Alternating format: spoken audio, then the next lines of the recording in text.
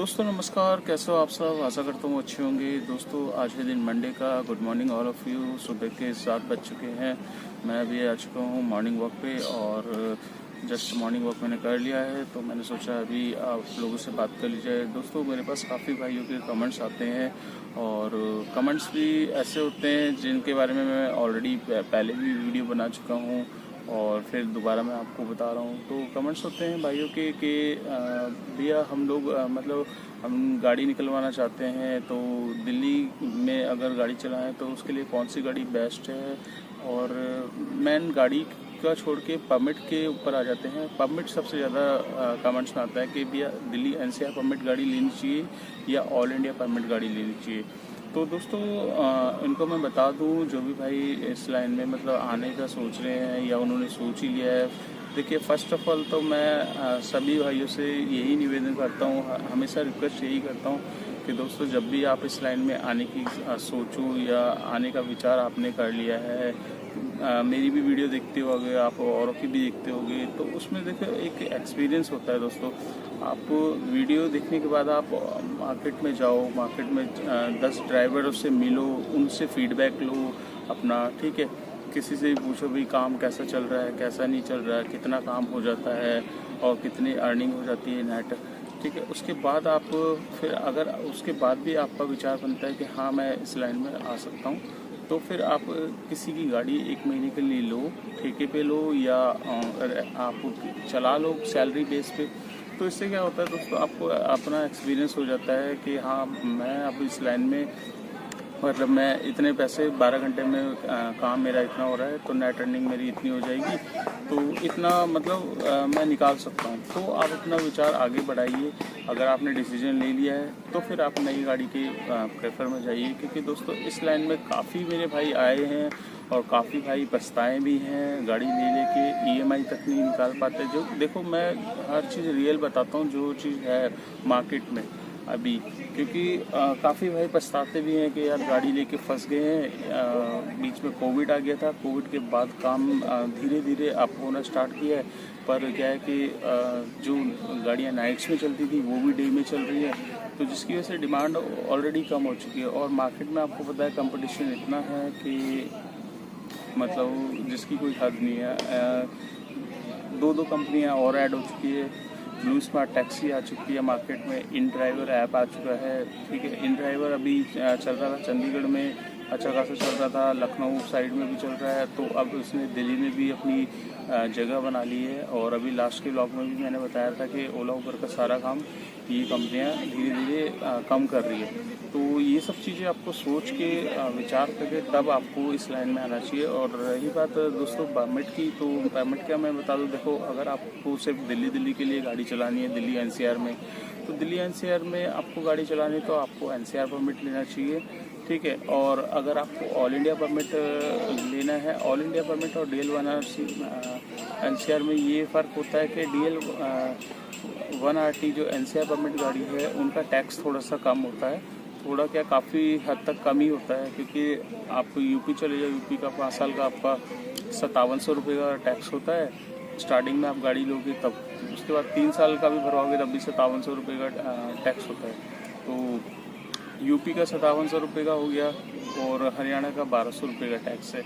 तो आप 1 साल तक हरियाणा चला सकते हो, बाकी जब तक आपका परमिट है तब तक आप यूपी में भी चला सकते हो, तो ये बेनिफिट हो जाता है। बाकी ऑल इंडिया परमिट में क्या होता है कि पूरा वो जो टैक्स भरते हैं वो पूरा स्टेट का टैक्स भरते हैं। मतलब यूपी का अगर 120 रुपये का टैक्स है ऑल इंडिया परमिट का, तो 120 रुपये उनका पूरा यूपी में चलेगा। यूपी कितना बड़ा स्टेट है तो उसमें वो उनको बेनिफिट हो जाएगा। मतलब वो अगर आउट स्टेशन जाते हैं तो उनको सिर्फ 120 रुपये ही भरना है। तो एनसीआर परमिट और इसमें ये डिफरेंस हो गया। और प्लस दोस्तों देखो जो आप ऑल इंडिया परमिट लोगे तो ऑल इंडिया परमिट का टैक्स तो महंगा होगा, बट आपको बेनिफिट ये होगा कि आपको ऑल इंडिया का परमिट मिल जाएगा पूरा। तो आप बेझिझक रोके टोके आप दिल्ली से बाहर कभी भी निकल सकते हो। बस जहाँ भी जाओगे उस स्टेट का आपको टैक्स भरना है, और जो टोल वगैरह होते हैं वो तो सभी का आम पब्लिक के लिए ही टोल लगता है, ठीक है। बाकी जो स्टेट टैक्स है वो आपको भर के जाना है। और अगर आप एनसीआर परमिट लेते हो तो एनसीआर परमिट में भी मेरे पास क्वेश्चन आते हैं कि भैया हमारी एनसीआर नंबर गाड़ी है तो हम यहाँ से दिल्ली से आगरा मथुरा जा सकते हैं। तो उनको मैं बता दूं हाँ आप जा सकते हो, आप भी कहीं भी जा सकते हो अपनी गाड़ी को लेके, बट एक कंडीशन ये होती है कि जो एनसीआर परमिट गाड़ी होती है उनको एक परमिशन कटवानी होती है। तो ये परमिशन कहाँ से मिलती है? ये परमिशन आपका New Delhi station Ajmeri gate side से मिलती है और एयरपोर्ट टर्मिनल 3 एयरपोर्ट से मिलती है दोस्तों।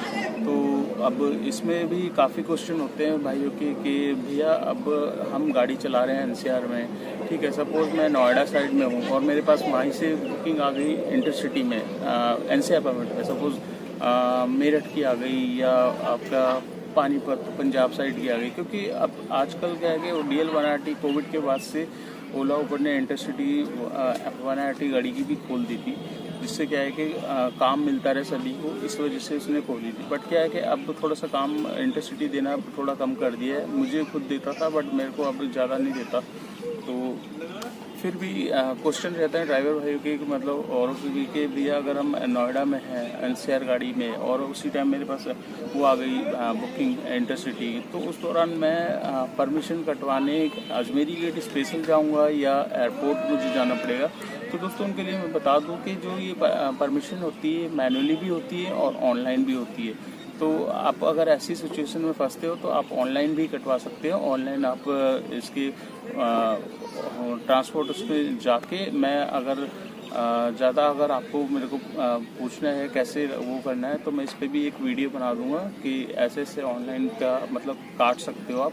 तो बहुत ईजी है, 100 रुपये वहाँ भी लगते हैं, 100 रुपये यहाँ लगते हैं। जहाँ आप जाओगे अजमेरी गेट और टर्मिनल 3 वहाँ पर आपको 50 रुपये एक्स्ट्रा देना पड़ेगा, क्योंकि वो बनाने के लेते हैं 100 रुपये पर डे के, मतलब जो परमिट बनाएंगे वो इनसे मतलब बाहर जाने का, तो उसके 50 रुपये, बाकी ऑनलाइन में आपके 100 रुपये ही लगेंगे। तो दोनों ही ऑप्शन है, ऑनलाइन और ऑफलाइन दोनों से आप कटवा सकते हो। तो एनसीआर गाड़ी को भी आप लेके जा सकते हो, ऐसी कोई दिक्कत नहीं है। कहीं भी मैं खुद कानपुर लेकर गया हूँ, लखनऊ गया हूँ, आपका इधर पानीपत गया हूँ, अम्बाला साइड गया हूँ, तो मेरठ तो मैं जाता ही रहता हूँ, सोनीपत मेरे कितने चक्कर लग चुके हैं।